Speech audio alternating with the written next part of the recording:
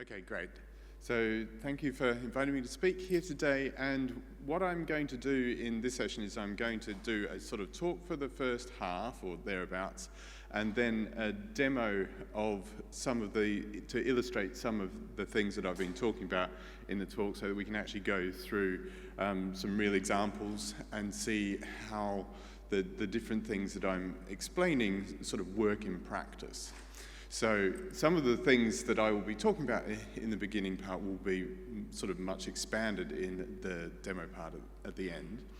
I'm also not going to be very statistical.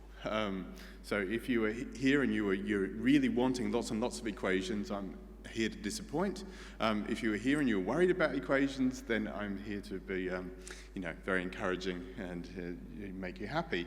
Because what I really want to talk about is many of the choices that come up when we're doing our analyses and all the various different steps which we're going to cover. And then after this, there's going to be a talk by Cyril about ways of doing thresholding. And then after that, there's going to be a talk about and a demonstration about how to actually run some software. So let me start for now, though. So first of all, to start with, I'm one of the founders of FSL. I get some royalties from FSL for licensing to commercial entities such as CROs and pharmaceutical companies, but FSL is free for everybody in academic and non-profit use. And the examples that I'm going to show have been processed through FSL, but everything that I'm showing is general across lots and lots of different types of packages. So there's nothing which is FSL specific in any way. So what I really wanted to do was to take you through a range of the different pre-processing steps that always have to happen when we're doing an fMRI analysis, or at least they are the sort of set of things which people consider, and talk about different options for the software. The major choice that you've got between a model-based and a data-driven style analysis, then the various different pre-processing steps which are common for both. Touch on statistical thresholding just a little bit because that will be tackled much more in the next talk, and then, as I said, do a demo after that. So first of all, talking about the different software options. So one of the options that you've got is a commercial or vendor-based solutions, which are often very easy to use. They're very straightforward. They allow you to sort of have push-button kind of control of what you're sort of doing. And they're often FDA approved, and they easily integrate with neuro navigation tools. So they have definitely got some advantages to them, but they've also got some disadvantages. So that's more or less like everything. There are going to be advantages and disadvantages. So those are the advantages. The disadvantages, though, are quite significant in the sense that they are often quite limiting in terms of what you can do, specifically with respect to the tasks that you administer and the contrasts that you can do. So we've already heard this morning from both Jeff and Susan about how important it is to have good baselines and to be able to do contrasts with those good baselines. And that's one of the things which is often limiting in these kind of software. So you can have a look at what's available, and you have to take it into account those sort of advantages and disadvantages when choosing. A lot of us use, particularly in the sort of the group which is looking at the white paper and producing that, at these sort of other software options. So there are lots of different ones around there. Some are commercials, some are not. And they all implement a whole range of different things that you can do, but they have a very similar core in terms of the kind of processes that we're going to go through. So pretty much everything that I'm going to say for the rest of the talk and the demo is going to apply to all of these different types of software options. So I'm going to now try to see if I can do a poll just to start with. So this is obviously before I've given you much information, but this is just to get a feeling for what you think prior to sort of listening to the rest of the talk. So let me try this now. Which approach to analysis is, in your opinion, the better one? So, okay, that just progressed without actually doing the poll. This may not happen. We will give it another few seconds to see if that's something which can happen. No? Are you seeing it? Ah, okay, great. So, 50% of the people are very much in favour of model-based GLMs, fewer in terms of data-driven ICA approaches, combining both. 0% for I don't know, which is a surprise. Maybe that's simply because they never actually push the button. It's only 6 people. So we will come back to that a bit later as well. So I'll talk first about model-based analysis. And so that's the general linear model style of doing things, where you actually start with the task that you've delivered, you have your stimulus timings. From that, you create predicted responses, which go into a design matrix, and then that design matrix plus the fMRI data are then fed into the software, and that's going to do the fitting for you and come up with a spatial map, which may or may not be p-values or z-scores, or there are different options, but there will be a spatial map which will have relate to the fitting which has been done in a statistical way. And so that's how that sort of style works, and I think probably most people are quite familiar with that. One thing to realize that as a consequence of this, when you go from the stimulus timings to the predicted responses, you have to actually model what's happening at both the neuronal level and also with respect to the MRI acquisition with respect to the bold response. And that's done via the hemodynamic response function, or the HRF. And so we combine that information, so this red plot that you can see there, with the stimulus timing in order to come up with our predicted responses. And our predicted responses are delayed from the onset of the stimulus by the sort of typical HRF delay of sort of 6 seconds or so forth, and they also take longer to return back to baseline, and there's overshoots in both directions. And so our predicted response, this red line here, isn't the same as our stimulus, and it's, including that information is quite important. But then there's a problem with that, in the sense that we have a hemodynamic response function that we need to choose. And so that's one of the options which has to happen here. You have to choose what is the right hemodynamic response function. And that's not so straightforward, particularly in patient cases, where there may be lots of reasons that hemodynamic response function is not the same as the most standard one that people might use. But it's also known that the hemodynamics vary between regions of the brain, they vary between individuals, they vary between physiological states. And so there are lots of things that might change that hemodynamic response function a little bit. And depending on the nature of your task, that might be quite sensitive to the hemodynamic response function or not. And there are ways that we can try and deal with that. There are approaches such as basis functions. There are other ways that we can look at hemodynamics. And there's going to be a talk later on about the cerebrovascular mapping techniques to sort of look at that. But this is one of the fundamental things to keep in mind, is that there is a choice when you're doing model-based analysis at this point, which can have an impact. The alternative to model-based analysis is data-driven. And in a data-driven analysis, we start with the data. We don't specify anything about the stimulus. We don't specify anything about the hemodynamic response function. What we use is we use a technique. So ICA, independent component analysis, is the most common one that we use, but there are other alternatives, but I'll talk largely about that. And that takes the data, and that's all it takes.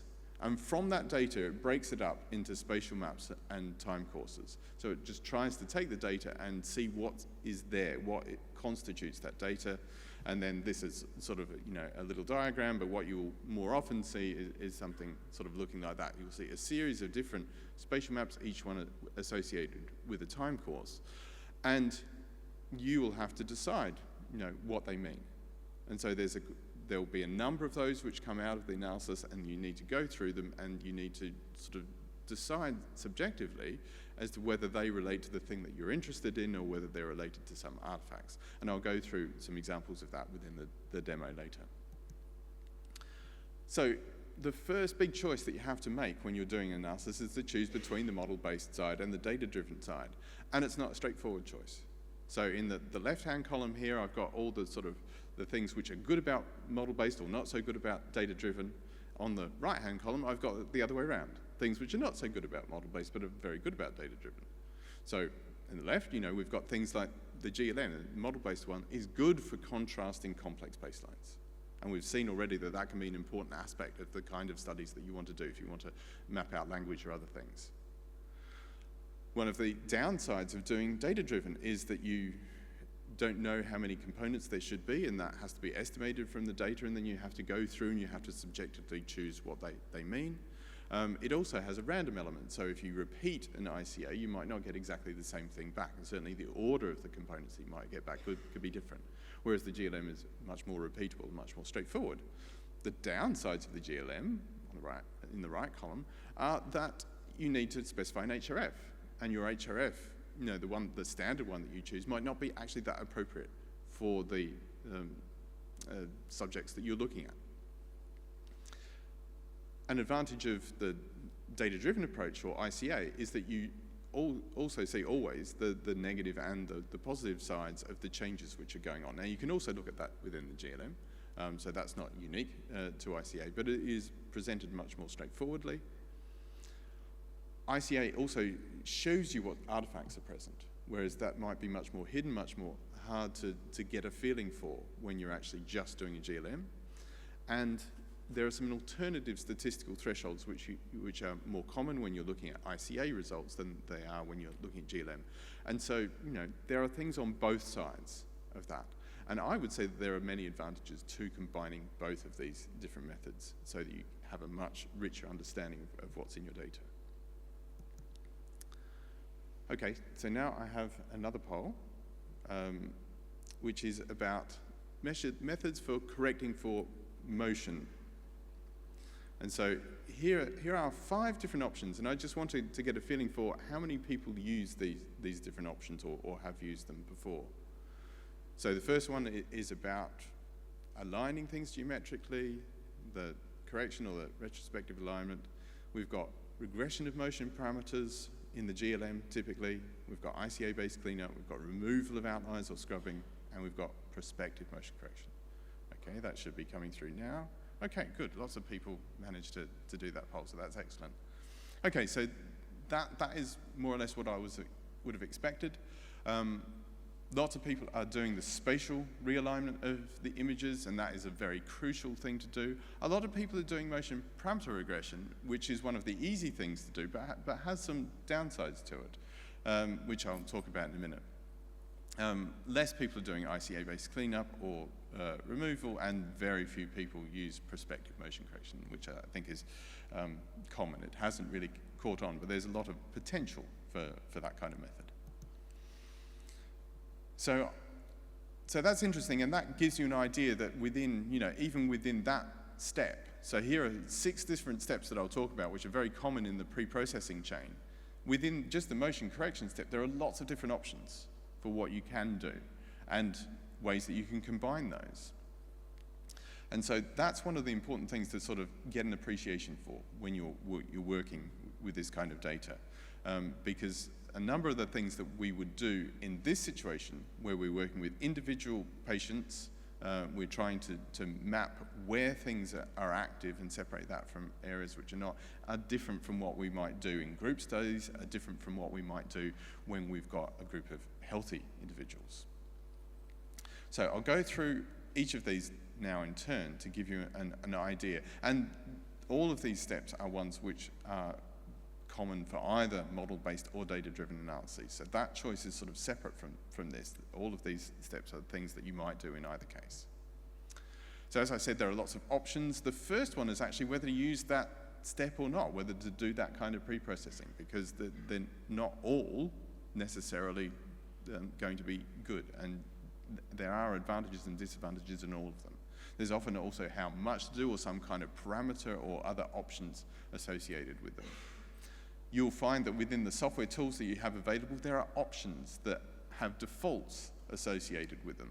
The defaults are almost never going to be chosen on the basis of clinical fMRI cases. They will be chosen on the basis of young, healthy adult studies. So, be much more skeptical about default options than you would be if you were working with young, healthy adults. And so for each of those pre-processing steps, I'll go through now and give you sort of some reasons why they are necessary and what options you've got available, and then an idea of the pros and cons and some recommendations.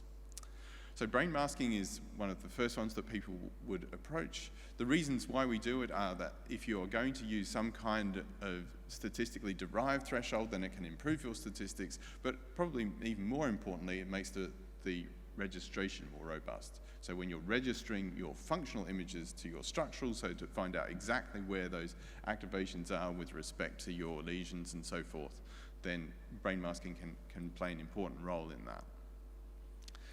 There are many different algorithms out there for trying to do brain extraction, and brain extraction is one of the nice ones that if you can't get the algorithm to work, a fallback is simply to do it by hand or to at least tweak the result that you got from one of the automated methods by hand, which is not that time consuming and not that difficult. It's not always necessary in different software packages, so not everyone is going to force you to do brain masking or brain extraction. I think that it is often very useful to do, so I would generally recommend it. But also be very careful when you've got lesions, particularly when the lesions are sort of near the outer cortex. They can make the automated methods for brain extraction, which have normally rarely been tested on those kind of cases, not work very well. So be particularly careful when you're applying that, and that might need some manual correction or other kinds of options to make it work well. So motion correction, we talked about in the poll. So this is a really essential one because there will always be some movement in the scanner, and that can be quite significant amounts of change by comparison with the bold change that we're looking at. So the changes that you get from movement can easily be 10 times bigger than you would get from the changes that you get from blood oxygenation changes. So it's super important to try and correct for these. There are lots of different ways that you can go about doing the correction. So there is the sort of what I'm calling here the basic sort of spatial correction, which is just realigning the images together. But then that doesn't get rid of everything. And so then there are ways that you can try and get rid of extra motion artifacts which have been introduced into your time course as a consequence of this motion happening. And so one of those methods is to put your motion parameters into your GLM, or to do it as a separate pre-processing stage if you're doing data-driven, in order to remove any signal which looks like those motion parameters. So if there was a sort of fluctuation due to motion, then you would get rid of that fluctuation, wherever that happened. And that has a potentially very big problem in this domain, in that if you have quite a decent amount of correlation between when the movement happened and when the stimulus were being presented, then actually that regression can remove a lot of your activation signal. And because we're in the situation now where not seeing something is hugely significant, it's hugely important. If there's an area where you don't see some activation, then you might make some clinical decisions on that which are really not good if it turned out that there really was some activation there. It was just being removed by this regression. So I would be particularly careful about doing that regression, and I would never do the regression as the default without seeing what happened if you did not include it, because there is a big risk of it just destroying a lot of your activation. Similarly, removal of outliers and ICA-based cleanup gets rid of signal. It tends to be a bit more focused and tends to not touch the activation signal so much, but it can. So again, it's good to get an idea of what happens without doing any of these sort of removals or scrubbing or regressions of signals, so that you get a feeling for what's actually in that data prior to getting rid of those. And you can get a feeling for sort of what motion looks like. So again, in the demo, I'll have a little look at that. And also there are some real-time perspective options. So not many people have been using those based on the poll that we just did. They are ones where you've got something like either the scanner is taking extra information at each TR and it's using those to estimate the alignment of the head, and then it's reorienting all the gradients to sort of track the motion of the subject within the scanner. Or they can be external ones, such as markers and cameras, which then try and estimate the movement of the subject within the scanner, and again, shift the gradients in order so that the MRI can track that motion. And when they work well, they can be great. They can solve a lot of problems with respect to motion, but you have to be very careful because they don't, at the moment, I think, always work well. And so, the experience that I hear from people is quite mixed in terms of there's a lot of different systems out there and how well they work. So if that's something that you want to look at, then I would say, be particularly careful at going through and looking at, evaluating that performance. Because once that's done something, if it's not done the right thing, if it's introduced more problems than it's solved, there's nothing you can do afterwards to easily get rid of that. So I've talked about the pros and cons of many of these things already. Regression or other removals, getting rid of activations in this area, clinical fMRI, is really important, and we need to be very careful about that. There's a huge amount of variation in terms of recommendations into what people do. And so, there are people within the group that we've got here, sort of looking at the white paper, that don't do very much motion correction at all. And there are people that invoke a number of these different options. And I think that's something that, there is still not a consensus on. And so it's worthwhile you investigating within the kind of tools and within the paradigms that you're using, the kind of acquisitions, what is working best for you. Distortion correction is something that is related to registration, where you are, or at least spatial localization. It's about trying to undo the fact that the EPI images that we get for the fMRI have been distorted. The things are not in the right locations for where they should be. And we can actually correct for those if we have some extra information. So field maps are the things which really help us to correct for these distortions. There are two different varieties of field maps that you can get. So there's a standard gradient echo one, and there's also a blip up, blip down, sort of diffusion-based one, which is becoming more common. They both work well, and I would say there's no particular reasons to favor one or the other. Either is fine. It can have quite a significant impact in terms of the quality of your registration, in terms of the quality of the spatial of localization and where you are finding different things. The amount that it sort of changes things depends on where it is. So most of these distortions are in the inferior frontal and temporal areas. So in those areas, it makes much more difference than it does in other areas. And so that's also going to, have a big impact depending on, what kind of area you're mapping and, where lesions are within particular subjects. But it rarely is a bad thing. So I would generally recommend it whenever possible, and certainly looking at trying to get good registrations is key, distortion correction or not.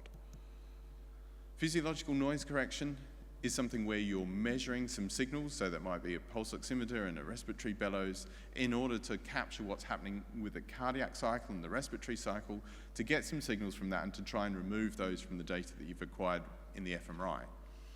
And so because you've recorded these externally, they are quite specific at what they are removing. They don't have generally the same problems of removing the activation signal, unless you happen to be unlucky and there is quite a lot of correlation between changes in cardiac or changes in respiratory and the timing of the stimulus that you're delivering. So, and that can be sometimes the case. So again, it's worth checking that. Physiological noise correction can be done either through data-driven methods, so ICA-based methods, or it can be done with a GLM, or it can be combined with both.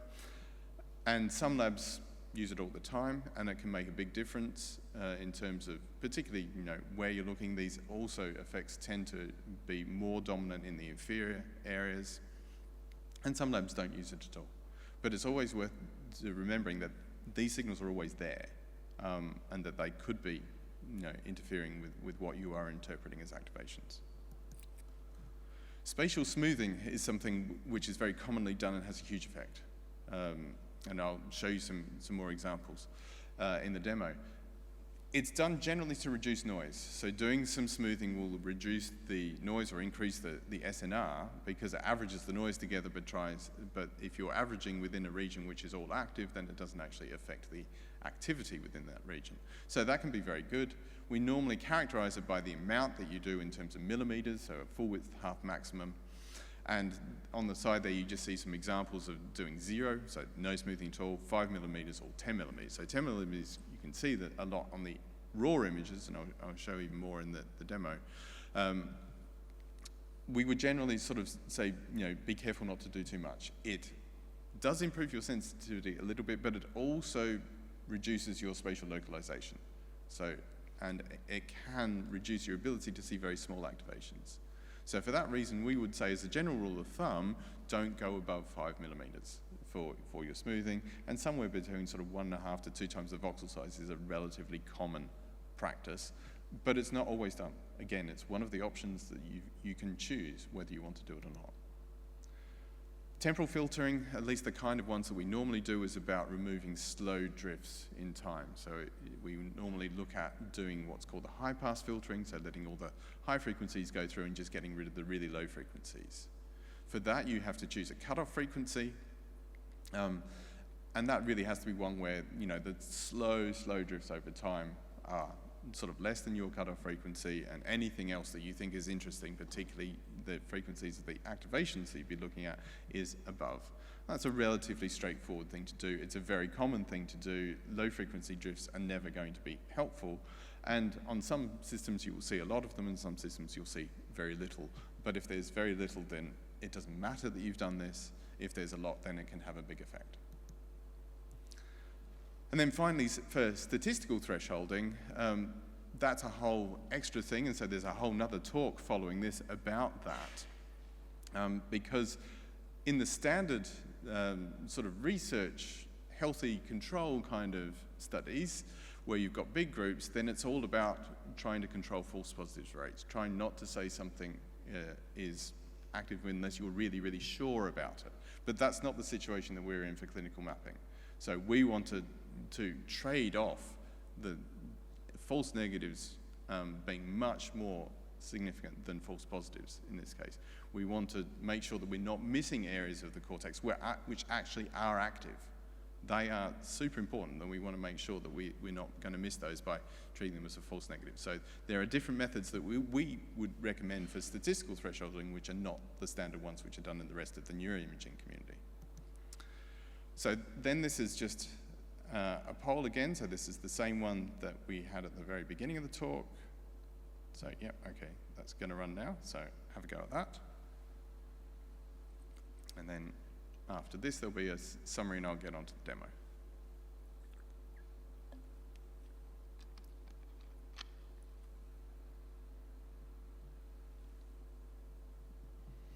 Okay, very minimal effect, and disturbingly, more people don't know now than they did at the beginning. But maybe that's a good thing. I would say that there is a lot of advantage in combining both, and I would encourage people to consider that and to try it out. Okay, moving on. Right, so in summary, you know, you've got to choose, first of all, what kind of software you're going to use. Are you going to use a sort of vendor-based push-button solution? Are you going to use one of the other tools which are available? What kind of designs do you need? What kind of things does the software support? That's quite crucial. Model-based versus data-driven, we've talked about pre-processing options, that whole range of different things, and whether you do them, how you do them, what kind of options that you choose is important. And then statistical thresholding is also extremely important. Okay, so from that, I am now going to move on to the demo.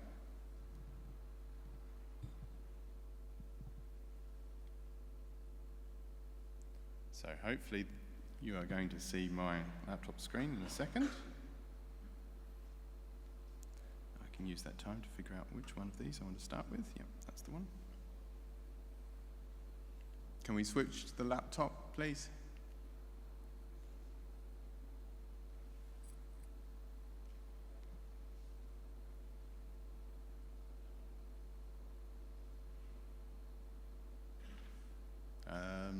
Oh, we're up. Excellent. Good. Okay, so yes, that's live, so that's good. So I'm just going to show some examples now from a practical experiment which was done to do some language mapping. I'm not going to go into the details of that. I'm just going to show you some of the things which happen as a consequence of some of the choices that we're making. So this is one of the functional images within this study. And then what we would do as a consequence of having done an analysis, so say that we've done a model-based analysis, a GLM, is that we would get this. This is our raw output. It's unthresholded statistics. So every single voxel has a value, and you then have to try and decide what to make of that. The most standard thing that people would do is that they would then look at thresholding that. So I'm going to do that now by showing you both sides so that's now showing you positive things in red and negative things in blue. And if I put my threshold at 3, then that's what I'm going to get for z-score of 3. I've really changed what I can see.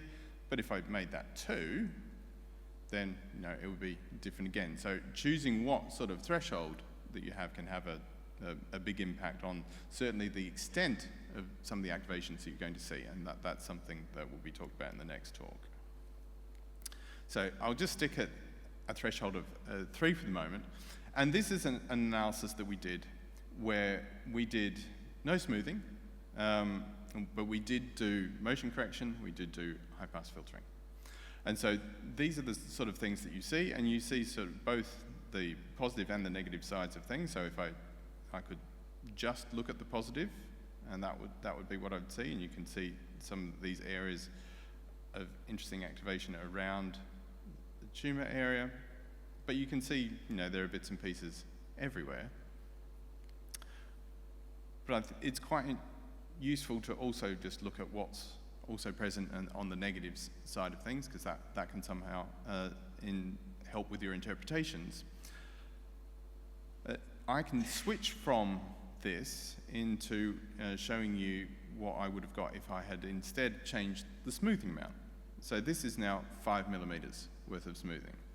And so you can see that, this is without doing any smoothing, this is doing 5 millimeters worth of smoothing at the same statistical threshold. Now, that doesn't mean that, these are all bigger purely as a consequence of smoothing, because if I, decrease this as I did before, then some of these also grow.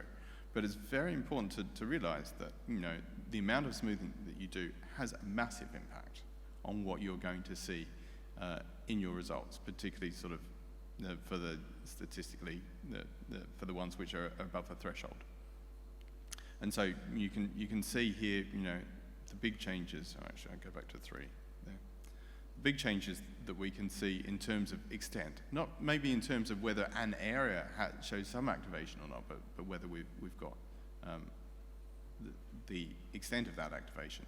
And then if I move up from that to 10 millimeters, then that's huge, and that's getting to the point where that's really not very good at all. So that's why we sort of this is our rule of thumb of sort of a maximum amount of smoothing, I would say, for our recommendations. Try to sort of keep 5 millimeters or below because of how big a change there is between that and this one. That's already quite a lot. But the fundamental nature of things has not changed a lot, but because spatial extent is an important thing for us, then that's an important thing to keep in mind. So the other thing I wanted to show you then is this one. So this is now the same data, same subject, analysed now with a data-driven approach. So this is ICA. So instead of getting that one activation map up that we had before, now I have, how many do I have? I think I have, 26 of them, because it's split it all up into components. It doesn't know about your design particularly. It's not using that in order to split things up. It's just using the data. And so this is the point at which there is also smoothing here. So this is done with 5 millimeters worth of smoothing, and there's an equivalent one which is done. So this is the equivalent one which is done with no smoothing at all. So you can also see some differences. No, I don't want to do that. But the main thing with the ICA is to just see what's there and choose what kind of components there are. So if you sort of have a viewing tool or however you look at it, maybe a web page output, it doesn't really matter. You're going to see spatial maps like this. And remember that they're thresholded in some way, so they're actually that. So there's still a thresholding issue to be looked at with respect to data-driven approaches, but there are other options. So there's a mixture model approach which can be quite nice. But there's also a time course, which we have at the bottom left here, and a power spectrum, which we see at the bottom right. And they can help us interpret what's going on. Sometimes we can just see, obviously, that that's not really related to the things that I was really interested in mapping. That's related to a lot of other kinds of artifacts. And so you see very commonly things which are hugging the boundaries are often related to motion. Some of these might be related to other physiological processes. The eyes are coming out very strongly here, so that's probably related to motion of the eyes. And that's one component. This is the second component, which is within that. And so, again, that's not really looking like the kind of thing related to your task. And if you look at the time course, it's doing some crazy change at the beginning, so that's really not something that you'd be that interested in. And this one, again, is showing more artifact because it's hugging the rim of certain of the slices, and that's a very characteristic motion-related artifact. And these motion-related artifacts can also appear in your GLM, or model-based analyses, if you happen to have a correlation between your motion and your task stimulus. So it's, again, useful to know what they look like so that you can see them. And again, another motion one. One which is related to, looks like potentially some draining veins and some other potential sort of physiological confounds. And then hopefully, again, I'd say that's probably motion and physiology. And now we're getting something which looks more neuronal and something which is more related to what we were seeing before. And that's also borne out by this power spectrum that we see at the bottom right, which is showing you a very strong peak in the low frequency end, which is the end that we're operating with this task. And so this is the point at which, this might be the thing that you are interested in, and you can then use that as the basis of your result of, where is there activation with respect to language. But it's also important to go through and check to see if there are any others, because there may be others which also show similar sort of characteristics or similar kind of areas. Because ICA doesn't always just put everything nicely in one component. It can sometimes split things up, or it can sometimes combine things together. There is a subjectivity in terms of interpreting this as well.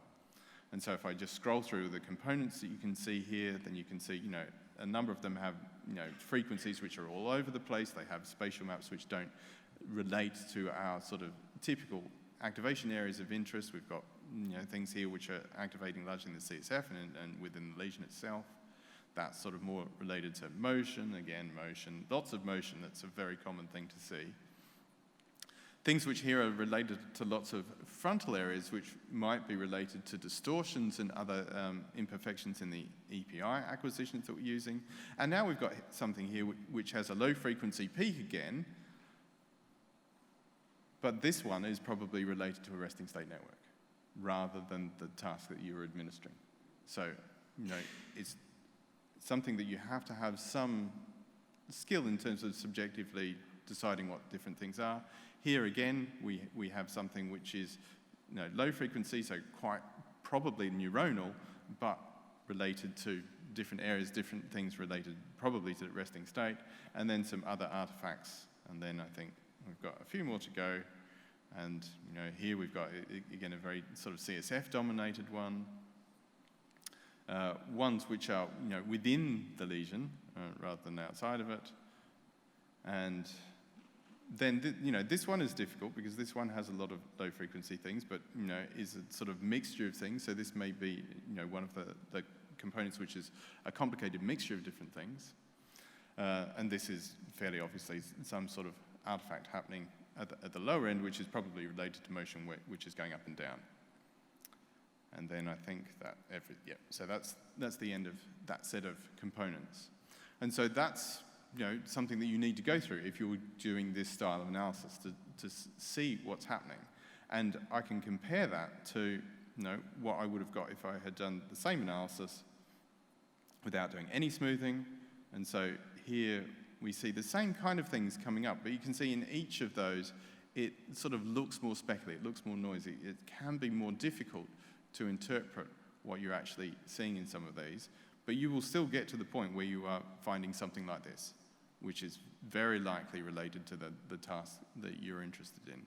But in this case, instead of 26 components, this one I think I have 42. And so that's also something which is going to vary, and is one of the things that you can normally let these software packages choose how many there are, or you can actually try and specify it yourself. But these are, again, choices which need to be made as a consequence of doing the analysis. And then the last thing I wanted to show you was something related to registration or spatial localization. So here is our structural image that we've got from a particular patient. Here are just some red edges that I'm going to overlay for the white matter boundaries, because I find that the white matter boundaries is a great way to look at registration to try and see if you've got good alignment of different things. Because if I just look at function, if I just sort of try and flick between these two images, it can be somewhat difficult to determine how good that is, and I can put my cursor on particular anatomical locations and still do that, and it's hard to know. Whereas if this is with a very generic registration method. So this is one which doesn't understand that it's working with API, it doesn't understand anything about the distortions or the anatomy at all. And it doesn't look terrible, it looks okay. But if you actually look at how it relates to the sort of red edges, again, you might be thinking that that's not too bad. But if I compare it to one which does actually use some anatomical information, so this is actually based on a BBR, a boundary-based registration method, which is one that I would strongly recommend, something which has some knowledge that it's doing a registration between an API and a structural image and knows about the anatomy, then we get this registration. And so hopefully you can all see that there is a significant amount or substantial amount of superior-inferior shift within that. And if you look at the quality of the sort of how the edges line up with different changes in that, then it's much more obvious to see which one is aligning well with the structural, as opposed to if I just turn that off and I just have to compare that or that. And you can see it now, I think, hopefully, if you sort of train. You can certainly see the difference between doing those. But I think looking at things in this way is a really good way of getting a feeling for, how accurate it is. And that's going to influence, obviously, where you are saying that your activations are. With respect to your lesion, it's going to have an impact on what you're going to do with planning surgery and anything else. And then the last thing I wanted to show was distortion correction. So these two ones that I'd shown before, they were just done without actually explicitly having a field map to do distortion correction. So the distortion was present in both of those images. The second one, this one with BBR, is still much, much better, even without doing distortion correction. And that's one important thing I'd like to get across. But here is now where I'm doing distortion correction or not distortion correction. And you can see that it's much more subtle and it's much more in specific areas. So if you have a look at these kind of areas, the frontal areas, you can see that shift, which really isn't present in most of the other areas because the other areas are not distorted. But you can see that shift, and that may be significant with respect to where your activations are, where your lesion is, and what you want to do. Or it may not. But it's useful to correct for these distortions. It's a very easy thing to actually implement through these packages. And in certain situations, it's going to be crucial because these shifts are still quite noticeable and could have quite an impact on where you're going to say that your activations are. Okay, I think I've lost track of time, so I'm probably over time. Yes, so I will stop now. We do have some questions. Thank you, Mark. Okay. From the audience, maybe we could just run through a few of these while Cyril is getting his stuff ready. First question, the questioner would like to know if he or she is right that you recommend to check your result with and without regression or ICA cleaning. Yes, I would definitely recommend checking results with and without doing many of those different stages, because, and particularly the ones which remove signal, because then that allows you to see whether you've actually removed something which you can subjectively identify as being actually quite important with respect to what you're trying to map out. Okay. And is distortion correction as relevant in standard EPI without further acquisition acceleration like multiband? Yes, so for multiband, it doesn't change the distortion characteristics. So you still have the same problems with distortion. It's beneficial in many different ways, but actually this is one of the things which is still an issue to be fixed. If we Sorry? do... Yes, but and Natalie pointed out a very important thing, is that sometimes the multiband can get rid of a lot of the signal contrast in your images, so it can get rid of a lot of the grey-white contrast, which can impact the ability for the registration to work.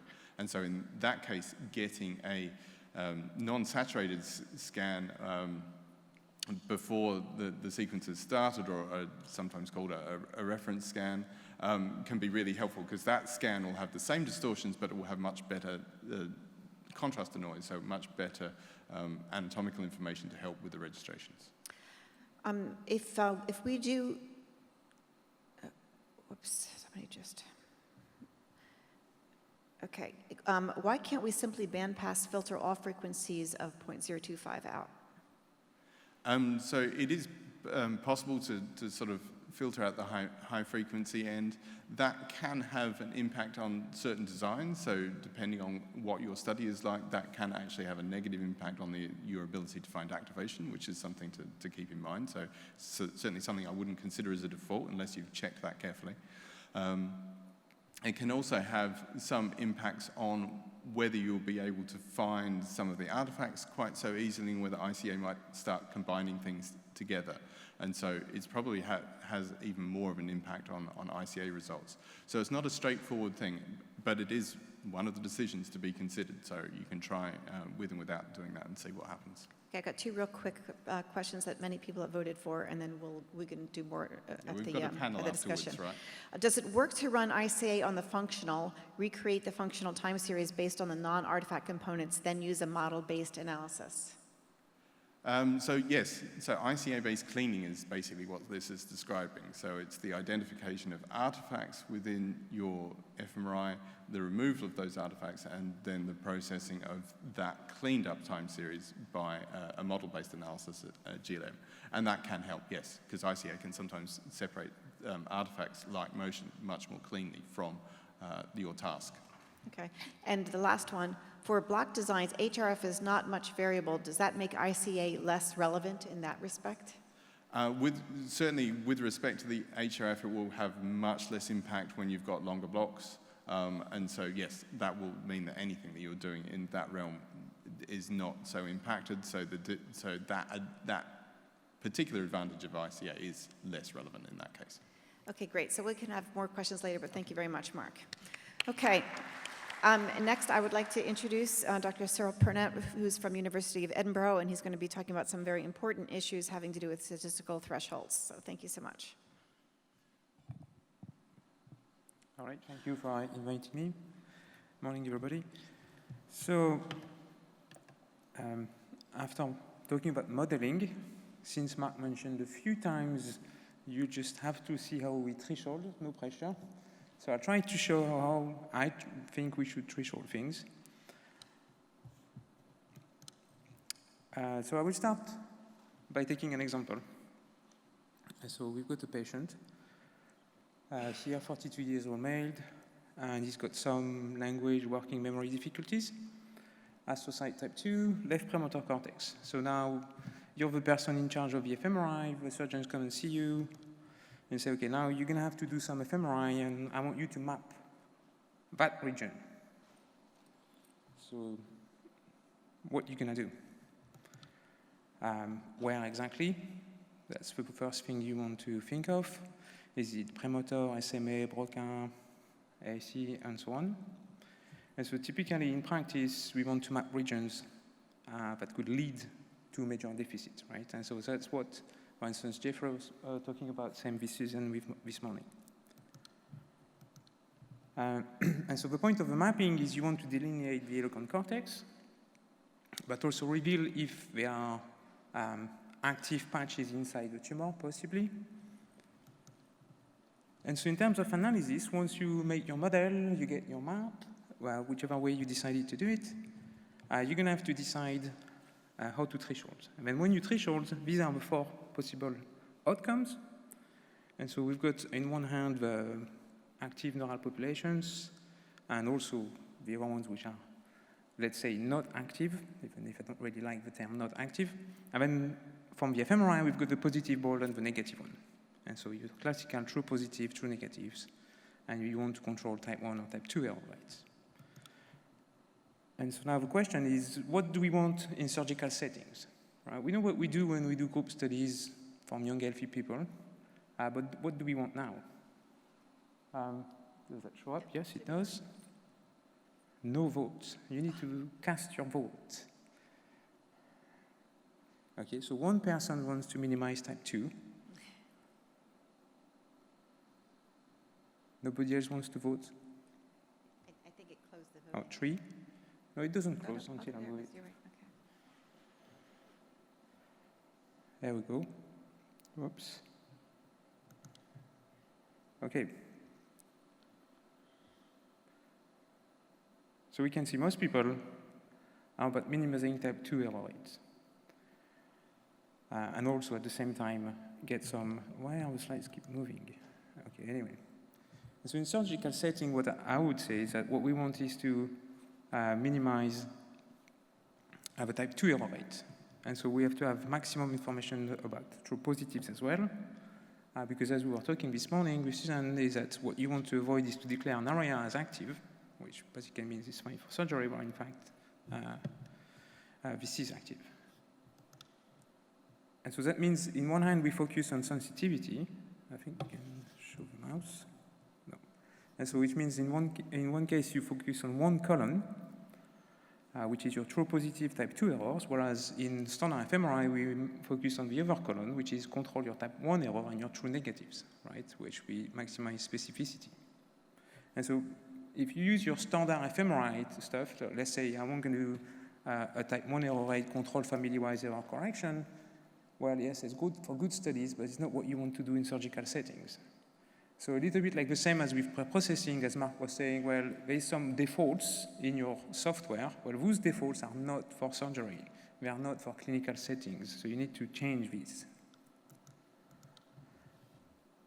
And so for the rest of the talk, what I want to discuss is how do we know your fMRI paradigms give you activations where you want, and how you're going to threshold your statistical parametric maps so that we can balance between false positive and negative to aid medical decision. And then basically the answer already is that, well, the activation of interest depends on your threshold. So let's get back to that patient. So you're faced with the choice that you have to take a decision on what task you're going to have to do. In this case, I say, okay, well, let's try a verb generation task. Given the location, seems plausible.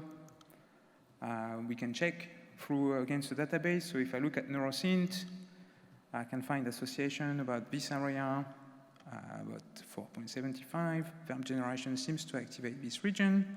So okay, I'm gonna do that task. So I want to validate that task. So which means I want to reveal activations, which means I need a strong signal in this area or in the areas around it. And what I need is a high reliability at the subject level. So how I'm going to validate it is simply to do test retest. I don't know the truth, but I can estimate that it's true if it's reliable over time, across sessions. And I want to do it at the subject level. I don't care about group statistics. So the task is sensitive, issue activations where I want.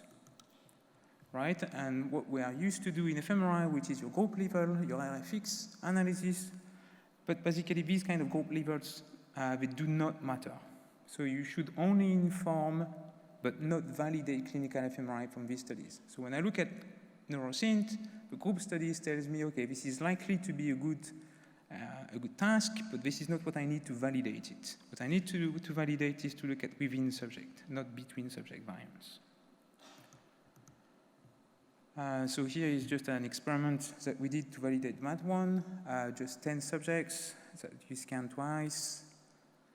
Then just to show you what it does when you do group effect versus single subject. So two types of group analysis you can do to validate a task. It could be just your standard RFX analysis, which is a between subject variance. You can do intra-class correlation coefficient, which is your between subject variance but across subjects. And then, of course, you've got your single subject. And so in this particular case, we look at the overlap of the thresholded maps using dice coefficient. And so then in this case, you only look at the between session variance, but within subject. So again, we don't do group analysis at all. You simply compute for each subject within, and then you can use a permutation test to compare within versus between. So you end up seeing that the specificity that you have in space is higher within subject than between subjects using permutation test. And so in general, like Jeff was talking this morning, I do prefer overt response because I can see that patients are doing something. But in this case, it was just okay-ish. The group effect analysis differ from single subjects. And so we've got signal increase, so that's your typical random effect. But the amplitude change from one session to another. And so that's why you've got a negative ICC in that region of interest, for instance, here. And it has little consistency within subject. So we don't have very good overlap when you stack all the subjects on top of each other. Now the covert generations rather than the overt one, that would give us much better results. So we have consistency of the signal both at the group level, but also between sessions and at the subject level. So the map on the far right is simply the stack of 10 subjects. So every single subject shows activation in that region using the thresholding method I'm going to talk to you about in a minute. So that's what you want, right? You want to make sure that within subject you've got activation. So when you're going to do the task, you know you can map that region. A little off note as well is that on the right side, you can see as well why the difference between your within subjects versus between subject variance, right? Because this is not consistent between subjects, your group effect shows nothing on the right side, but it does at the subject level. So how did we do? As we were saying, your statistical maps needs to be thresholded, and that threshold depends on your signal-to-noise ratio. And so typically in cognitive neuroscience studies, you're interested in the average of a peak location, but in the surgical context, we are also interested in the spatial extent. And as Mark was showing, depending on your smoothing, you're going to also end up with different extent of your clusters. And so typically, we rely on expert agreement. And so you've done a lot of fMRI at the single subject level, and so you're the person people turn to you. And based on what you expect to find as an activation, so you're going to more or less threshold. And so one of the effects of having an expert agreement is that typically we are biased towards safety, which of course is a good thing, but at the same time, if we don't remove enough of the tumor, well, the chances is that it's going to come back. And so we need to be able to accept also null results. Simply, we do fMRI, and sometimes there's simply no activation. But we're going to lower the threshold when we do it visually because we're like, oh, I want to make sure there's no activation just next to the tumor. And so we don't accept null result easily, which could be a bias as well. And so how, in that case, do you think we should threshold single subject fMRI maps? And so here is several options. Makes your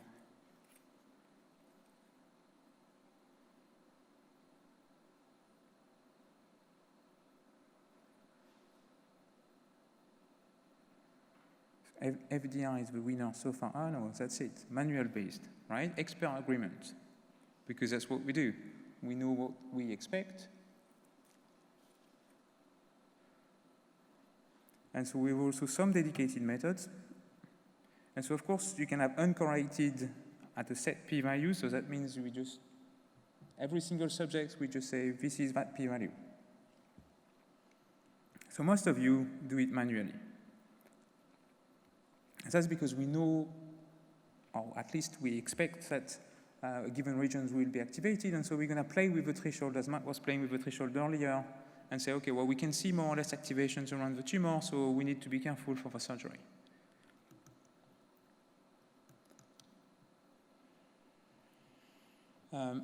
And so we can see here, it's pretty much what we have, others being expert agreement, we decide ourselves.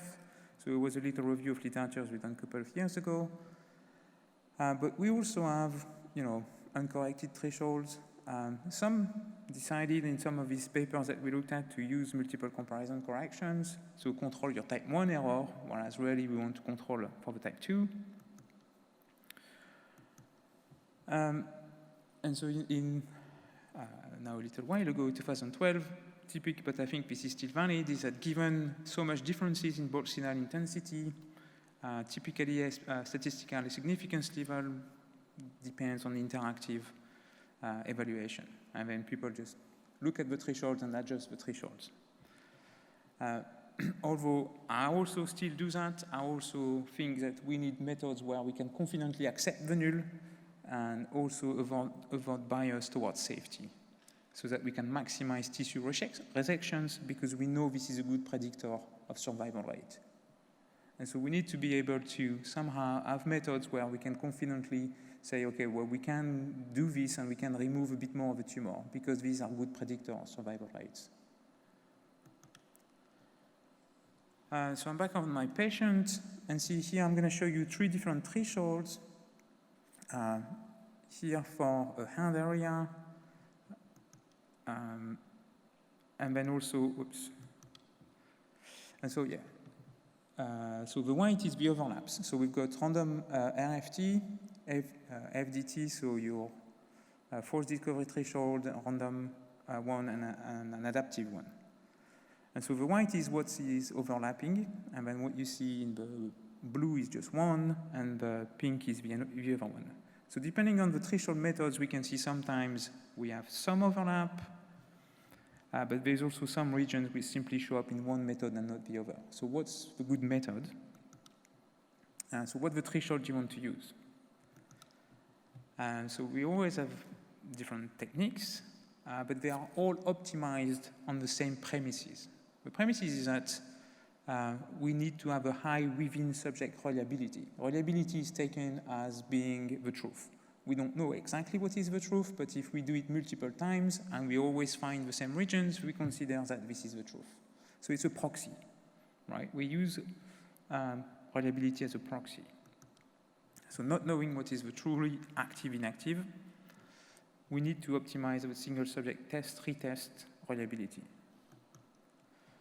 There's also a secondary issue here when I say we want to optimize for test, retest reliability. So you want to find the threshold so that it works, but you can also say, well, I can also optimize voxel amplitude level, so percentage CNET bold. I can optimize for the raw T-maps versus optimizing for the binary map.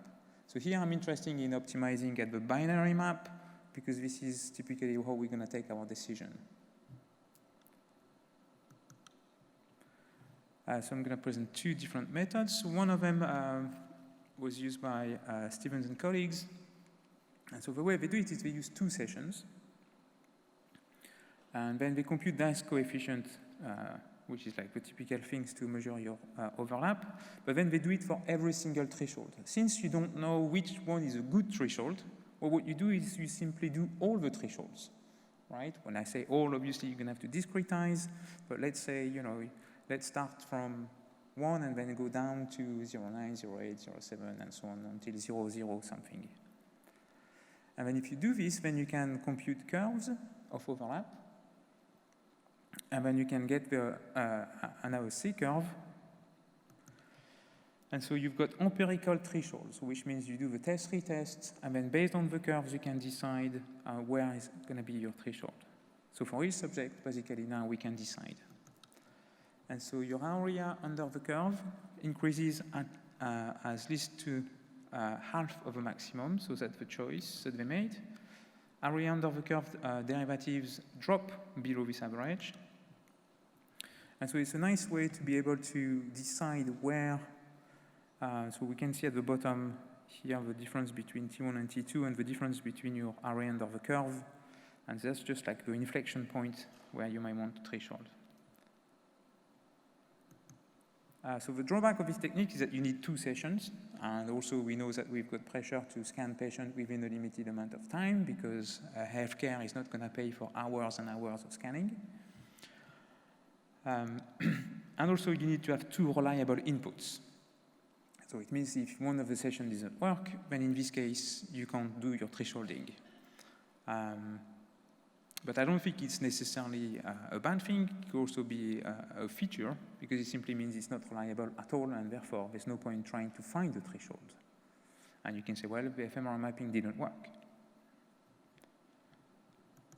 The technique that we use is to use an adaptive technique where the point is trying to control for our type 2 error rate, so to try to get maximum sensitivity. That relies on the gamma-Gaussian mixture model. And so quickly you do your pre-processing, we get a GLM, and then you fit 3 different models to your statistical maps. So basically your Gaussians to model the null, and then 1 or 2 gammas to model negative and positive activations. The nice thing with using model-based is because then you can sometimes have maps where the mixture model simply tells us there is no activation. And so it doesn't mean that the patient can do the task, but it simply means that the data that I got in were not good enough for me to be able to confidently say, okay, there is activation in that particular part of the brain. So we can accept the null. The nice thing with using also adaptive model is that it maximizes reliability by allowing shift in globals. So when you do an SPM, often on your statistical maps, what you have is a shift. What I mean by this is that you expect 0 to be the center of your T-map. But it's not the case. It's often shifted positively. And so it means that a given p-value is supposed to be for something centered on 0, but it's not, which means it doesn't make any sense to threshold it anymore. And so what you can see in that little cartoon is that the adaptive threshold is a threshold which follows the main, which falls right bang in the middle of the red area, which means it shifts toward the distribution so that it allows to threshold at the right location. So it provides also a good balance between your type 1 and type 2 error rates. Of course, you can adjust wherever the boundaries between your gamma and your Gaussians. But the way we do it is that we can control our type 2 error rates rather than just our type 1. Then we're back to the validations. So now I'm happy. I've got 2 tasks. 2 sessions, I can test on my subjects, I can test if the patients have reliable maps. I've done the threshold, but I'm still not 100% sure that this is the right task. And so if we want to make sure this is the right task, we don't have to do that for every single patient, but it's a useful way to make sure that the task you want to use in your hospital is definitely something that works, is to validate against direct electrical stimulation. And so once you got the map, the surgeon is going to stimulate areas around the tumor, and then you're going to check whether or not it corresponds to what you see in your fMRI. And so in that patient, that's what we did as well. And so we are back to that patient, and then now you can see 3 sites of stimulation. 2 of them were shown both by a fixed threshold technique and also the adaptive technique. And our adaptive threshold also revealed that kind of a middle in purple only area, which also show a loss of sequence in this patient. So in this case, we are happy because it shows that by typically what we see in white is controlling only your type 1 error, right? And so that's not good enough. We need to make sure we are sensitive enough, not just specific. And so by lowering the threshold, because the gamma mixture model allowed us to lower this, he ended up saying, well, there's also some activations next to it on vice gyrus, and this is what we can observe during surgery. This is just the overall results of this, where we compare, for instance, stimulations, the direct electrical stimulations versus the adaptive versus fixed threshold, showing there's a superiority of using adaptive thresholding. And intuitively, this is exactly what you do when you answered, okay, well, what we do is we threshold manually. We don't use a fixed thing. We use expert, and we threshold manually because we've got expectations, right? Now, the Gaussian mixture model or the AOC technique, these are techniques, this is what they do. They change the threshold subject to subject, showing a high sensitivity. The main difference is that you are not biased towards safety, which in one hand is a good thing, but on the other hand, if we don't remove enough of a tumor, then this is not good, because maximum resection is what you want, because this is still the best predictor of survival rate. So being too safe is not good either. So the nice thing by not relying only on expert agreement is that those techniques allows you to get good sensitivity and they adjust themselves to the data, just like you would do manually. And so the conclusion is, I would say, okay, we know phrenology is dead, but there's a weak specificity from cognition to the brain region. And so we can, however, have a high sensitivity of the task at the subject level, right? So we can find tasks where we can reliably find activations in the same location each time we scan someone.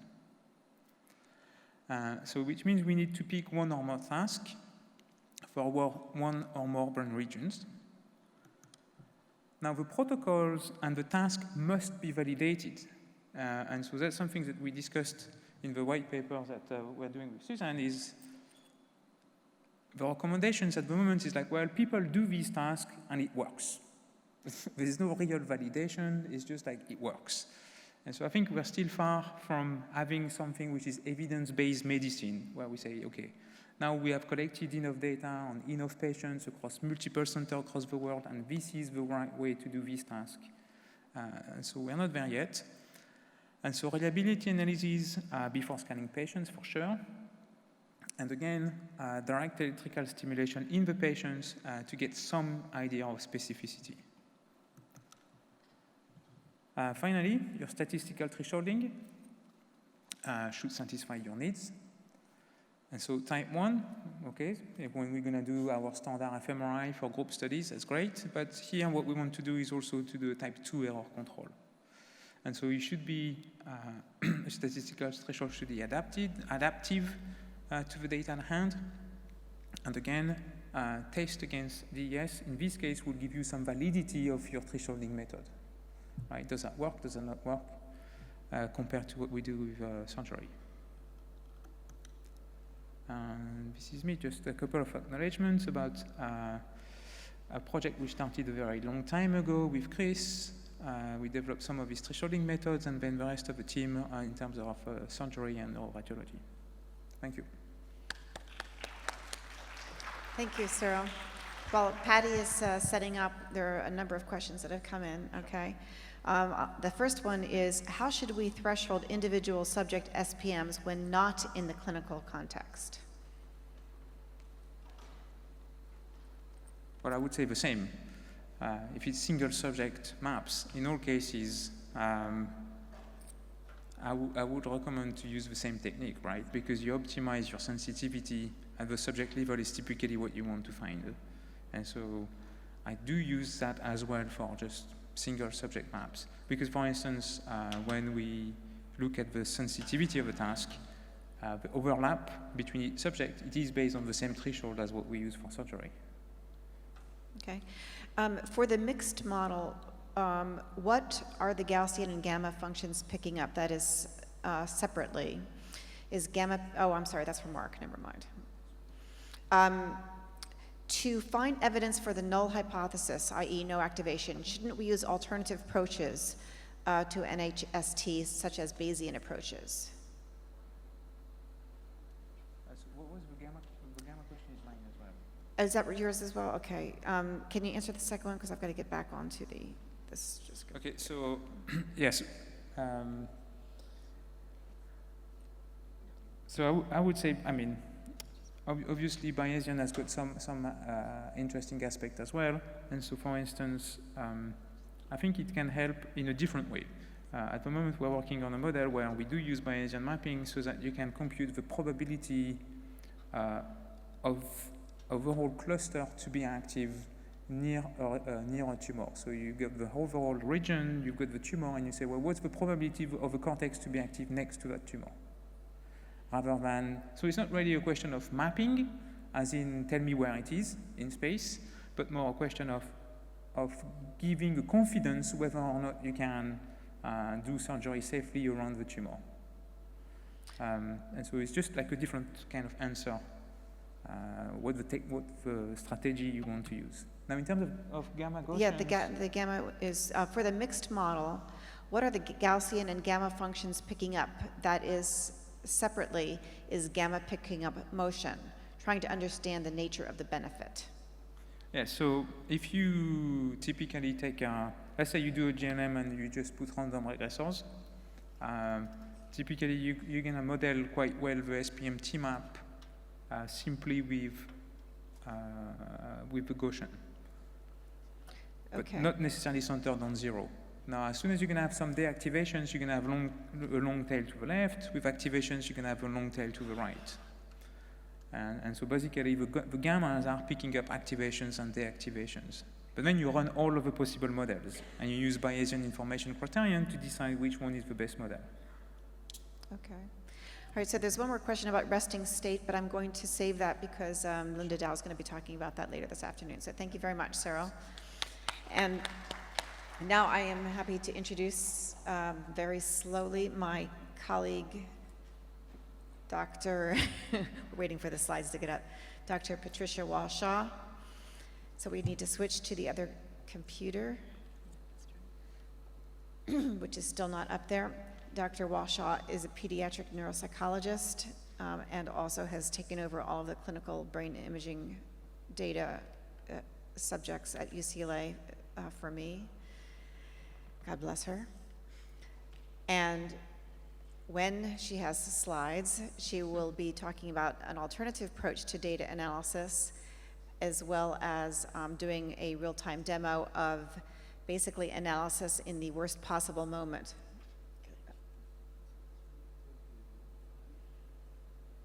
Can we switch over to the other computer, please? Can I try this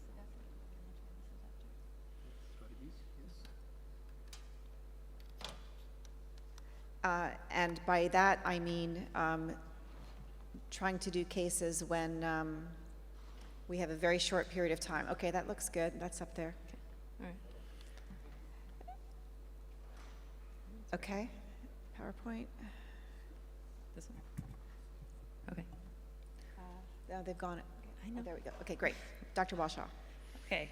So I'm going to be talking about how we do our analysis at UCLA using a conjunction approach and give some case examples. So I'm going to attempt to do some live analysis for you, pending that the server keeps working during our presentation here. All technical difficulties today. Okay. So I want to talk about conjunction analysis because it's an alternative that we use to simple subtraction types of analyses. As every presenter has been talking about today, the goal of clinical fMRI and single subject use is to minimize false negatives. So again, you never want to tell a surgeon that it's okay to cut an area out just because you're not quite sure what's there, right? You really want to make sure that you're sure that there's nothing there before you say that. And typical analyses, as we're talked about, with thresholds may put a patient at risk. But you also want to strike a balance with noise, however, right? If you give a surgeon a patient's fMRI that has too much noise in it, it's difficult for them to interpret exactly what's going on and what's important and what's not important. So we do this with a conjunction analysis, where we're using multiple tasks, and each of these tasks have multiple modalities. It's using a logical and we're looking for areas that are consistent across tasks, okay? Even though there's different sensory inputs, we know that there's going to be consistency across tasks, in particular components of interest. It allows for looking at language activation at low thresholds, again, because we're looking across tasks. So this is more insensitive to random noise, okay? Meaning that the noise or chance of probability of activation equals the product of chance of activation in each of these tasks. So each task being at p less than 0.05, your chance of having that specific voxel randomly activated by noise is going to be very, very low. In conjunction analysis, as described by Price and Fiston in 1997, you're performing several parallel subtractions. So you're finding regions that show common activation across tasks that share that component of interest. And only the component of interest is common to all task pairs, okay? There's some advantages of this over subtraction methods in that you can have greater leeway in selecting your baseline tasks, unlike subtraction methods, which require that the only difference between activation and baseline is the key component of interest, okay? It also doesn't rely on pure insertion in terms of the effects of interactions between shared and added components are discounted during the conjunction. We use a task panel approach. It's the more different tasks that you have, the better the clinician can be at looking and interpreting the result. And if activation in a particular area is seen across tasks that are different, your confidence is increased that the area is relevant to the shared component of interest. Okay, so if you're seeing the same activation across multiple different tasks and multiple modalities, chances are that task is relevant for your component of interest. In our particular example, it's going to be language. There's some differences between active rest and what we call just kind of baseline passive rest. Dr. Bender talked a little bit about these earlier. Active baseline definitely improves your laterality index. If that's something that you're interested in, that's something that should be chosen. However, there's some evidence of using passive rest as a stronger activation pattern when compared to the activation. Okay, so if you use passive rest, again, plus this conjunction analysis, it can be better when the referral question is localization within a hemisphere. Okay, so oftentimes within our tumor cases, we're not particularly interested as much as laterality as we are in terms of localization. Is the area of activation very close to the tumor that they want to remove? Let's see. So let's talk about the conjunction analysis. This is just kind of a basic example of what it is, okay? You're gonna have your first experiment A, or your first task, minus the control, okay? And say it activates these areas of the brain, all right? You have your second task, B, and it activates these areas of the brain here, okay? Some of them are the same, others are different. Again, these are different modalities of tasks, that's fine. And say you have a third task, C, that activates the blue areas here, okay? What a conjunction analysis does is, however, takes everything that's active on all three tasks and only those three tasks, okay? And you're left with this area here. Again, the chance of probability that this is due to noise across these three tasks is very, very low. So in terms of our method of language mapping, we use 3 different tasks in our conjunction analysis, okay? We have object naming with verb generation. Very simple, they see a picture. It's like the Boston naming task, as Dr. Bender described. We say, look at this picture, it's a banana, and you could eat it, okay? That's the one example.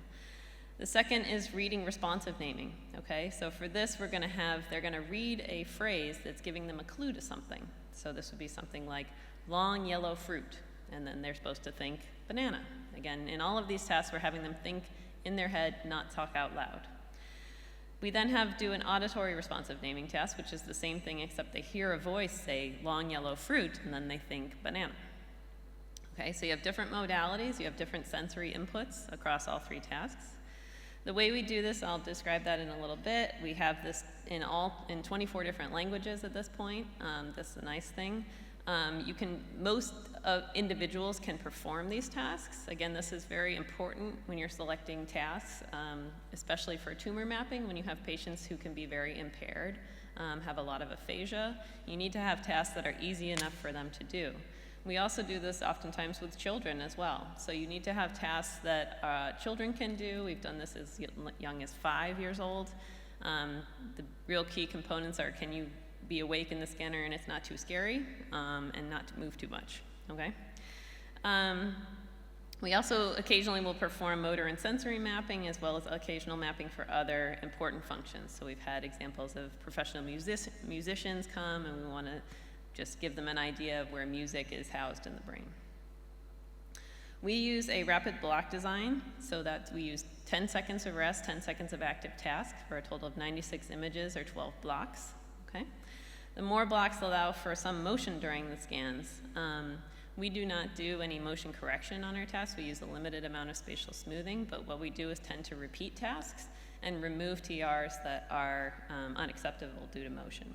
Again, if you have a lot of blocks, you're able to do that, okay?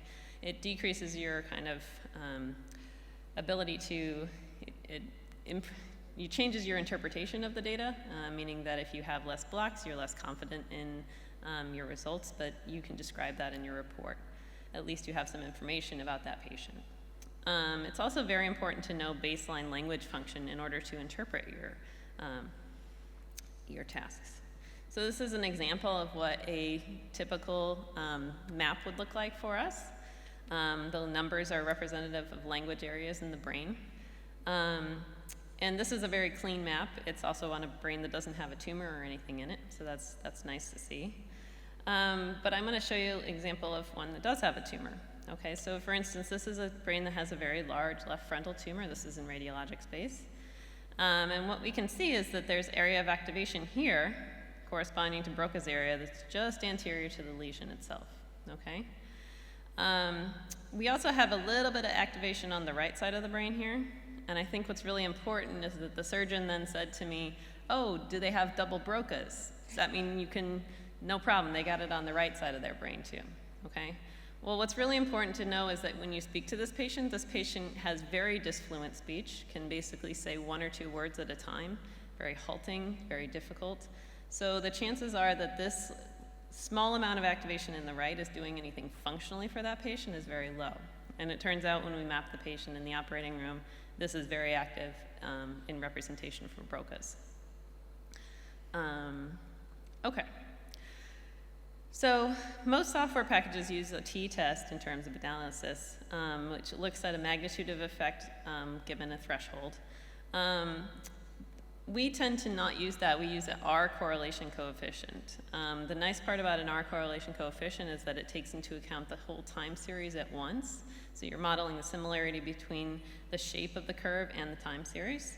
It takes into account both time and magnitude of change as well. And it has a very low probability that the exact curve that you're seeing is randomly occurring at any particular voxel during the scan. Our analysis basics, and I'm going to just quickly go through this because I'm going to show it in real time as well. We have a native format of DICOM. We convert it to a form that we can analyze. We use a form called B-short, which I think was just created, right? Don't worry about it. Okay, don't worry about it. It's a homegrown program, so it doesn't really matter what it's called, but basically it's an image file and a header file as well. What we first do is quality control, so we look at the images themselves, and particularly we look at the raw images. A lot of standard packages that are push button don't allow you to look at these kinds of things, or people don't look at them, and I think that's the wrong thing to do. You really need to look at your data to see, is the activation that you're seeing related to motion? Is it related to task-related motion, which is pretty much the worst kind of motion you can see? And we just toss scans that are task-related. Any other kinds of artifacts as well? Again, we have a lot of tumor patients that have had prior surgeries, so we get large metal artifacts in the brain that distort signal or don't allow you to see signal in a particular area. Once we've done that, we run a program that gives a statistic to each voxel based on its similarity to the convolved HRF. Okay, we use the program, it doesn't really matter what it's called again, but that's what we're doing. And it ends up with statistical files that show these raw correlations. And again, we're gonna look at the statistical maps as well to look at things like artifacts and motion. I'm just gonna put up some raw statistical maps. This is what they come out looking like. If you know anything about the brain and language, this is a very good statistical map, I would say. Map my mouse, okay. The areas that are brightest are that have the highest correlation with the task itself. And again, so you can see, anybody know what kind of task this would be? Raise your hand if you think it's an auditory task. Raise your hand if you think it's a visual task. Good, all right, great. Back of the brain, occipital lobe, vision, very good, that's active, right? Again, we get a large activation in that area. We're also seeing lots of activations in this left frontal area as well. And some left temporal activation as well. Again, this is nice. This is, you should have a statistical R image that looks kind of modeled. There's no particular rhyme or reason to the voxels that are not particularly active. This is a good example of bad data. These are two examples of very bad data for various reasons. This one has a lot of motion. You can see a lot of ringing on the sides, on the outside of these brains here. You can also see that there's color variation, right? So you get light, dark, light, dark. You get that when you get within TR motion, right? So if you get movement within the TR, that's what you're gonna get. You get ringing artifact from other motion. This one is just terrible. We're not gonna use that one. Okay, so what we do is we then will apply thresholds for the conjunction. So we use a program called NPICS. Again, it's a homegrown program, but it allows for us to select voxels at a particular threshold using the correlation coefficient that we want. And then allows for a conjunctive AND function to select voxels at a threshold across 3 different tasks and only select those voxels that are present on all 3 tasks. And then save those voxels from the conjunction, which we then overlay onto a high resolution image to give to the surgeon. Okay, so now we're gonna actually try this in real time. I'm hoping that it works. Okay. All right, so I've pulled some of these up already. Oops. Okay. So, beautiful. Okay. So this is a patient with a left temporal lesion. This is a 34-year-old right-handed female. I'm not a radiologist, but anybody can see that this little bit right here shouldn't be there. And again, that's in kind of the basal area of the brain and the temporal lobe. That's something that is super important for language. So let's look at our statistical maps. I've pulled these up already. You can just move these guys around here. Okay. The nice part is I'm going to show you a subject that worked really well at first. Not all of them look like this, okay? All right, so the nice part is just looking at the statistical maps, you can see that there's not a lot of motion in here, which is great. Everybody's gonna have a little bit of motion. Again, it's okay because we're working across scans. So the chances that you're gonna have the exact same type of motion in the exact same way on all 3 scans is very, very low, okay? That's the one benefit of using 3 scans at the same time, okay? So we don't get a lot of ringing artifacts. There's maybe a little bit on this run here. What we've done here is we've run the same set of scans twice. We always do that for all of our subjects. So we have an object naming task here. We have a reading task, that reading responsive naming task here, and the auditory task here, okay? And again, in the visual tasks, you can see a lot of occipital activation here. In the auditory task, you see a lot of A1 activation, not a lot of occipital activation, okay?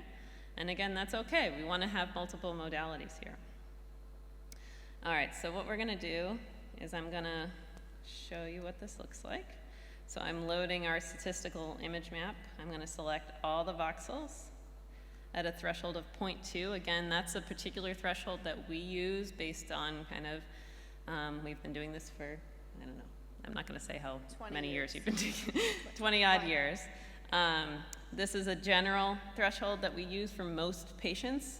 Again, this varies by patient too. So it's really important that you also look at the data and see what kind of activation you're getting by patient. Some patients don't activate a whole lot, and other patients activate, they light up like the sun when they do these kinds of tasks, okay? And again, we're striking a balance between activation that we want to see and noise that we're also getting in order to improve interpretability of the scans.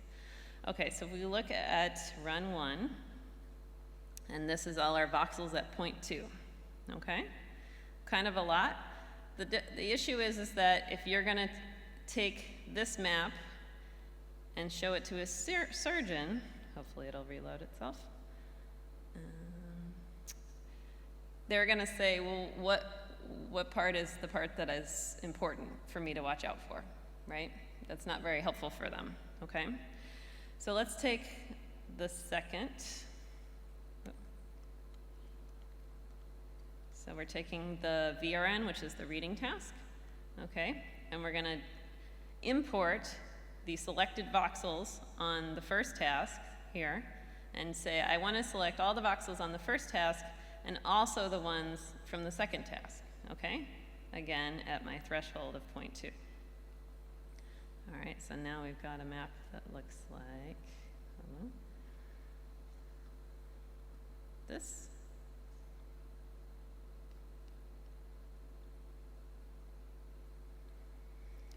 Okay, so this is a little better, right? A few less voxels, right? We get a little bit better. Again, we're getting a little bit nicer, honing in on language areas in particular, okay? So we'll add the third task, okay? The third task, if you remember, is our auditory task, okay? And we're gonna say, okay, now I want the ones that are just on all three.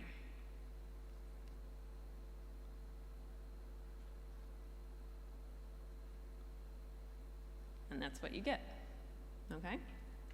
Now, why this is particularly relevant for this patient is that, for instance, if you have a visual task like this one, and you have a BTLA tumor, your ability to see what's BTLA versus what's fusiform activation versus what's occipital activation is going to be very difficult, right?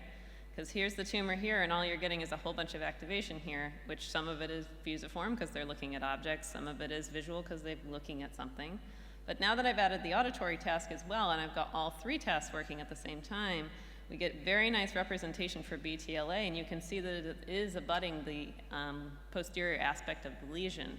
And so what we're able to do is say, this is a very, this is, we think is exactly where BTLA is. We want you to wake the patient up, and then we map in the operating room, okay? So that's an example of one of these tests. Do I have time to do one? You want to do one more? One more, okay. All right, so that's that one. Let's load another one.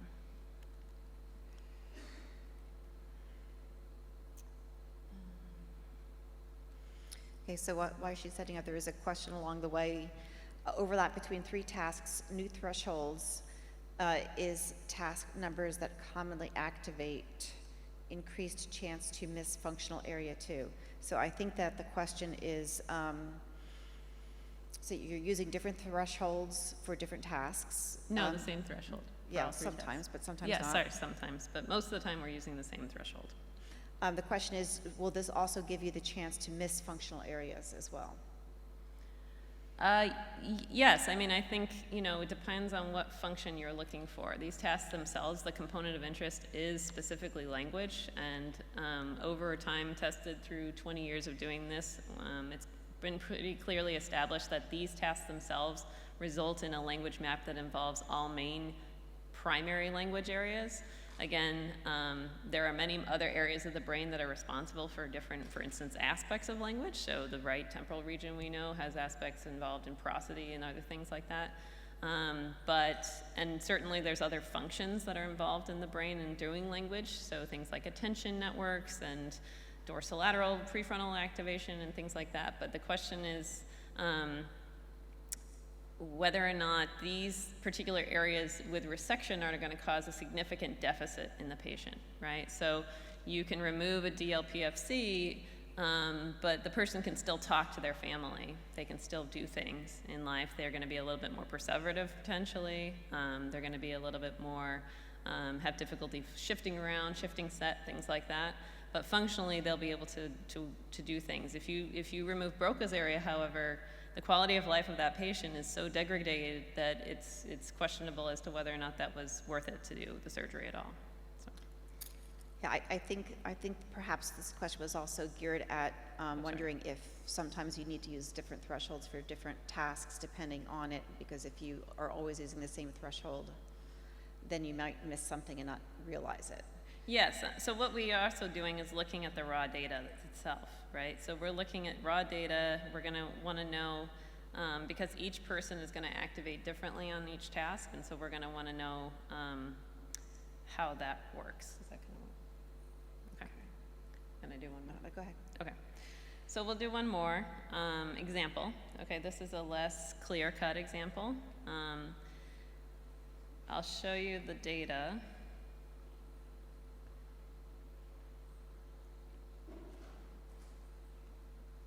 This is a patient who is a 42-year-old right-handed male with a left frontal FCD, so focal cortical dysplasia. Okay, so the one thing about this patient, I know because I saw him in clinic, is that he's got a lot of frontal symptoms. So he's very impulsive and inattentive, and he also has some aphasia as well. So I just wanted to kind of highlight that. What that means, though, is that when you have him do tests, so you can see, it's hard to see on this type of imaging, but this is actually where the FCD is, right in this frontal opercular region here. When you have him do the test, though, he has a lot of difficulty, okay? Not necessarily with the task itself, but with staying still in the scanner. All right, so you can see we've got a lot of motion here with NTR motion. We've got other types of motion. Same here, things are not looking great. Same here. Same here. This one looks better. Okay, again, we have more random noise. We do have some artifact where you can actually see the gyration of the brain, which is, again, not good if you're looking at the statistical map that's supposed to be correlated with a particular task. But it's not the worst. Same thing here. We've got similar things. So what I'd really like to do is be able to conjoin all three of these. And so what I've actually done is, let's look at the time course. Hold on.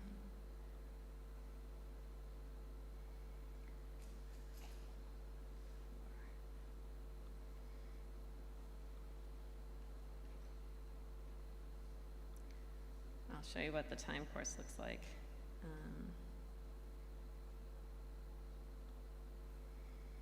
So if you look at, for instance, the time course of some voxels in the occipital lobe here. So I'm just going to select these voxels here, if it will select. Maybe not.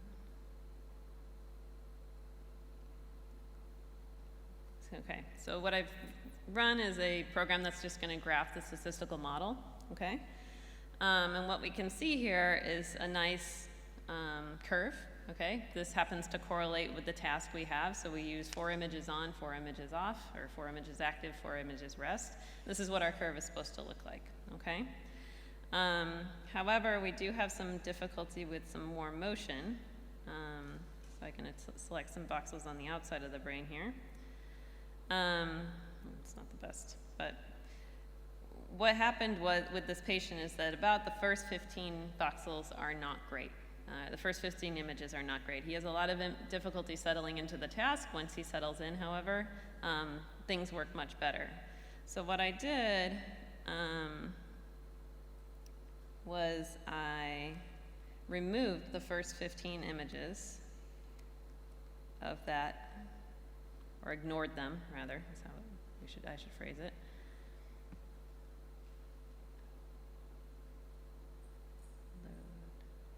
Okay. All right, so once I've ignored the first 15 images of this is the resultant statistical map. So again, it's still not great, but it's better than it was, right? I'm starting to see better activation, more random noise, things like that. So what I'm going to do is put these together, but I'm going to use the new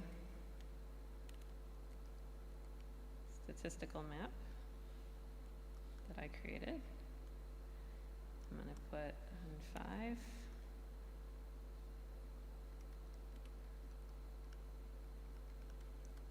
Again, I'm just doing the conjunction right now.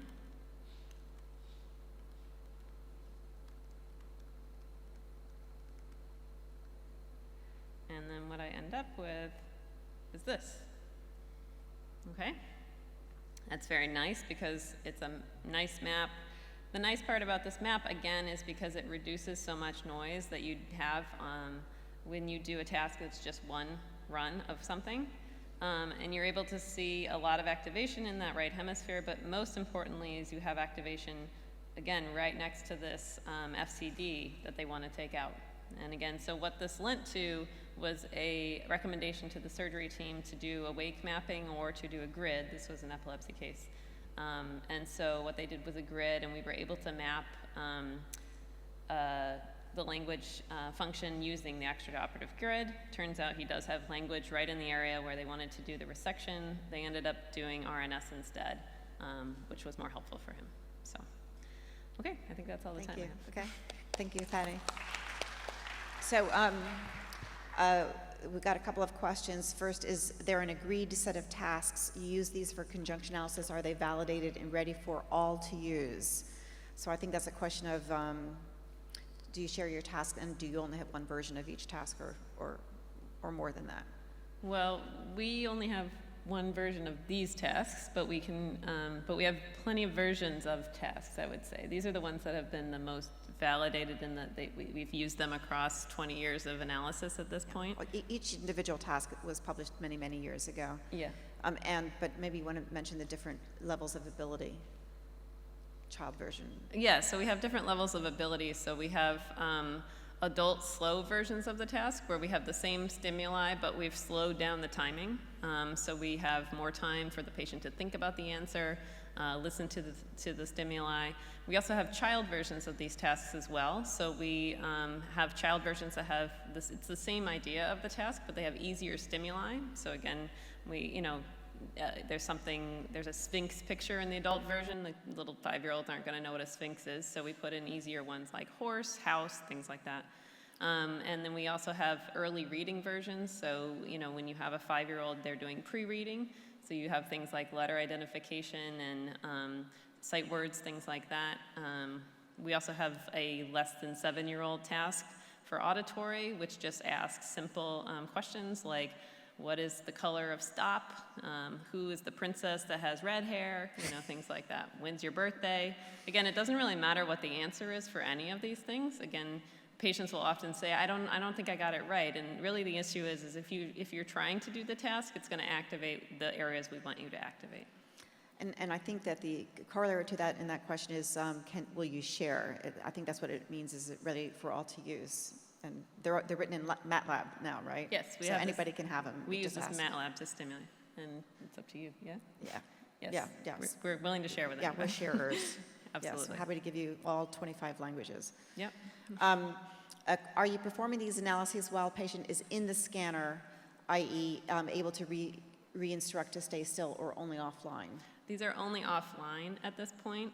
We always have the patient do 2 sets of the language tasks. That does, however, mean that sometimes if you do 6 different scans and none of them are usable, that we have to have the patient come back and try again.